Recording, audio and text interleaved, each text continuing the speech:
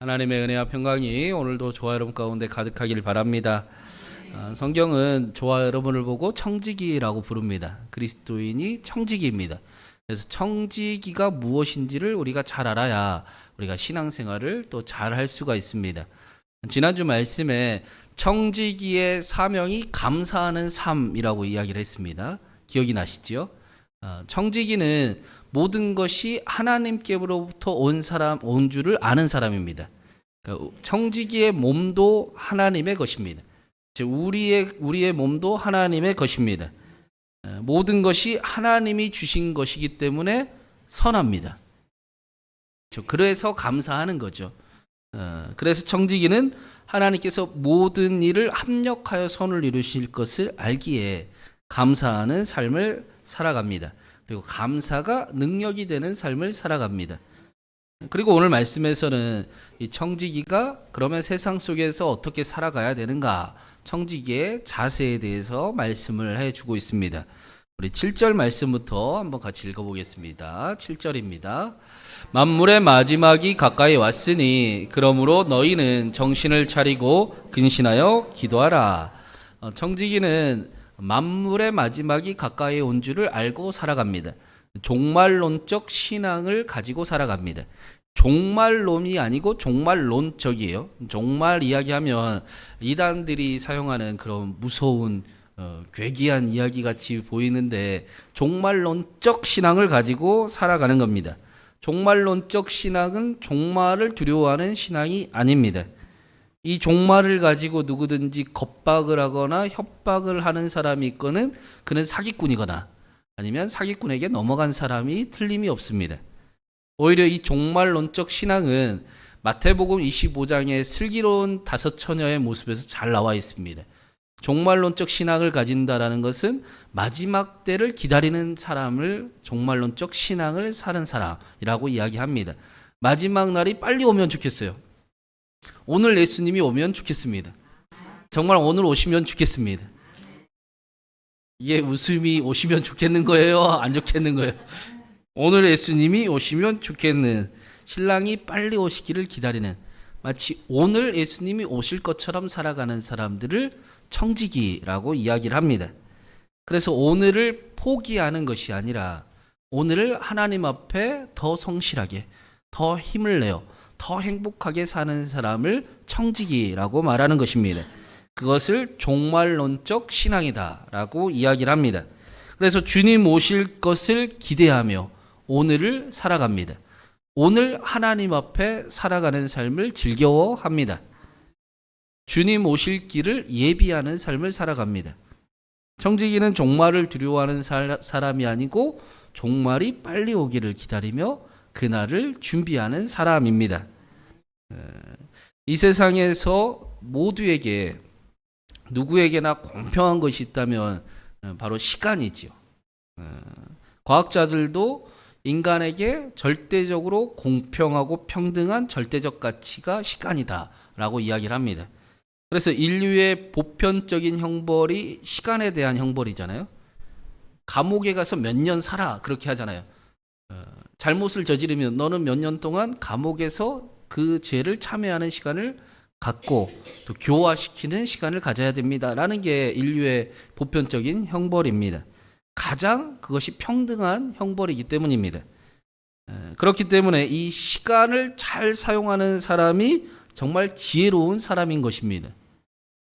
자신의 때를 아는 사람, 언제 나서야 되는지, 언제 물러서야 되는지, 언제 그 일을 행동해야 되는지를 아는 사람이 가장 지혜로운 사람입니다. 우리가 생각을 해봐도 우리가 조급해하고 또 만족하지 못하고 불평을 하고 그런 것을 생각을 해보면 때를 알지 못하기 때문이 크지요. 때를 알았으면 그렇게 조급해하지 않아도 됐는데요. 때를 알았으면 불평하지 않고 넉넉하게 좀 더 멋지게 그 시간을 보낼 수 있었을 텐데, 조금 더 기다릴 힘이 있었을 텐데 때를 모르기 때문에 우리가 그렇게 조급하고 서두르고 또 불평에 내 인생이 아닌 것처럼 살아가는 시간을 보내기도 했습니다. 그래서 자신의 때, 타이밍을 아는 사람이 굉장히 복된 인생인 겁니다. 복음서에서는 예수님이 자기의 때를 잘 아셨다라고 가르쳐 줍니다. 예수님께서 내 때가 이르지 아니하였습니다. 이제 영광의 때가 이르렀느니라. 때에 대해서 말씀을 계속하십니다. 예수님은 자신의 때를 분명하게 아셨습니다. 정확하게 이야기하면 예수님은 하나님의 시간 안에 살아가고 있었습니다.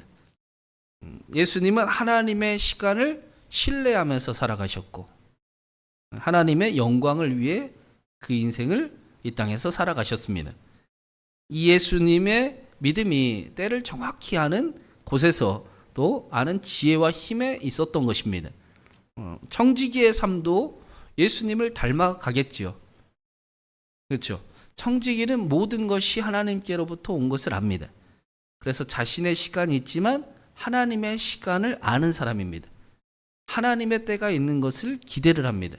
하나님의 때에 점점 자신의 때를 맞춰가는 삶을 살아갑니다. 하나님의 시간 안에 모든 일을 합력하여 선을 이루시는 하나님을 신뢰하며 살아갑니다. 힘들고 어려운 일도 분명 있지만 그러나 너무 낙심하지 않고 너무 흔들리지 않고 굳은 심지가 생겨서 평강하고 평강한 삶을 살아가기도 합니다. 그게 청지기의 삶입니다.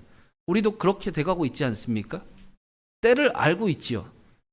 내 때도 있지만 내 때가 있지만 하나님의 때가 있음을 우리는 기대합니다. 점점 그 때를 아는 지혜가 생깁니다.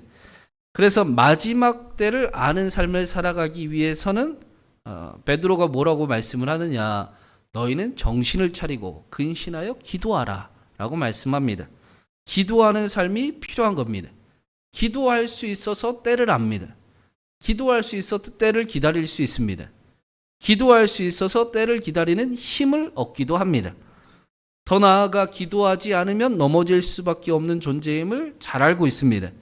그래서 깨어서 기도하는 삶, 다시 말하면 예수님과 함께하는 삶을 살아가려고 발버둥을 칩니다. 내 힘으로 안 되는 것을 이미 알아버렸기 때문입니다. 기도하며 세상 속에서 예수님을 잃어버리지 않기를 꿈꾸며 살아갑니다. 그래서 두 번째로 예수님과 함께하기 때문에 8절에 이렇게 말씀을 하고 있습니다. 우리 8절도 한번 읽어보겠습니다. 무엇보다도 뜨겁게 서로 사랑할지니 사랑은 허다한 죄를 덮느니라. 예수님과 함께하는 삶을 우리에게 우리를 사랑하는 삶으로 이끌어 가시지요. 우리는 꿈을 꾸지 않습니까? 더 사랑하고 더 사랑하기를 꿈꾸는 삶을 살아갑니다. 8절 말씀에서도 무엇보다도 뜨겁게 서로 사랑하라. 사랑은 허다한 죄를 덮느니라 라고 말씀을 하고 있습니다. 사도 베드로가 이게 본인이 뭔가 영적인 깨달음을 얻어서 한 말씀이 아니고 이게 잠언에 나오는 말씀이에요. 우리 잠언 한번 말씀 읽어보겠습니다. 미움은 다툼을 일으켜도 사랑은 모든 허물을 가리키느니라. 구약의 지혜의 말씀을 사도 베드로가 인용하면서 청지기가 어떻게 살아가는지, 예수님을 만난 사람이, 함께하는 사람이 어떻게 살아가는지를 알려주고 있습니다. 공동체 안에서 미움 때문에 악한 말을 하고 상처를 주고 다툼을 일으키는 것은 사실 좋은 일이 아닙니다. 자기에게도 좋은 일이 아닙니다. 우리는 그걸 알고 있지 않습니까? 미워하고 성내고 상처 주는 게 이겼다, 나를 위한 일이다 라고 착각이 들기는 하지만 결과를 보면 그게 아니거든요. 그렇죠? 여러분, 싸워서 이기면 이긴 겁니까? 지는 겁니까? 결과는 지는 거예요. 싸워봤자 무조건 집니다. 성내봤자 무조건 집니다. 소리 질러봤자 그때 속은 풀릴지 모르겠지만 사실은 풀리지도 않지요. 아이고 이 사람아, 또 이 정도밖에 안 되네 하는 후회가 훨씬 더 밀려옵니다. 참고 사랑하고 허물을 덮어주는 것이 이기는 겁니다. 결과가 그래요. 이게 이렇게 믿어야 된다, 이렇게 살아야 된다가 아니라 이게 지혜예요. 결과를 놓고 보면 막상은 이기는 것 같고 미워하고 내가 너를 어떻게든 내가 내 발밑에 둘 거야 하는 게 이기는 것 같은데 결과를 보면 지는 거예요. 오히려 사랑하고 허다한 죄를 덮어주고 또 이해하고 참아주는 게 결과는 이긴 겁니다. 그게 지혜입니다. 여러분은 이기기를 원하십니까? 지기를 원하십니까? 그래도 지고 싶습니까? 나는 져도 되니까 너 죽고 나 죽자 하는 거는 정말 바보 같은 스스로까지 망치는 일입니다. 사랑으로 허물을 덮어주는 것이 공동체를 위할 뿐 아니라 자기를 위한 일입니다. 이게 지혜이다라고 말씀하고 있습니다. 우리를 위해서 해주는 말씀입니다. 그런데 도스토옙스키가 이런 말을 했어요. 우리 한번 읽어보겠습니다. 온 인류를 사랑하는 것은 쉬운 일이다. 그러나 내 곁에 이웃 한 사람을 사랑하는 것은 너무나 어려운 일이다. 그렇죠? 우리가 온 인류를 사랑하고 교회를 사랑하고 열방을 회복하고 온 사람들에게 하나님의 사랑을 가득 채워달라고 기도하는 것은 아주 쉬운 일입니다. 사랑하지 않아도 할 수 있는 일입니다. 그런데 정작 내 옆에 있는 사람은 사랑해야 하니까 사랑하기가 쉽지가 않습니다. 바로 내 옆에 소중한 사람을 사랑하는 일은 너무나 어렵습니다. 그게 우리의 모습이기도 합니다. 그래서 예수님께서 십자가에 달리셔서 사랑을 알려주셨습니다. 능력을 주신 것이 아니라 사랑을 알려주셨습니다. 그 사랑이 능력이 됩니다. 사랑을 우리에게 알려주셨습니다. 우리에게 사랑할 능력을 주신 것입니다. 그 박영선 목사님의 그 진짜 어른에 대해서 제가 말씀을 드린 적이 있었잖아요. 박영선 목사님이 은퇴하고 나니까 나이가 들면서 가장 잘하게 되는 게 미운 소리를 안 하게 되는 거, 이해하게 되는 거, 잘못한 사람에게도 미운 소리를 안 하고 그래 그러다가 알게 되겠지 하고 덮어주고 기다려주게 되는 게 가장 잘하는 어른의 모습이다라고 이야기를 했습니다.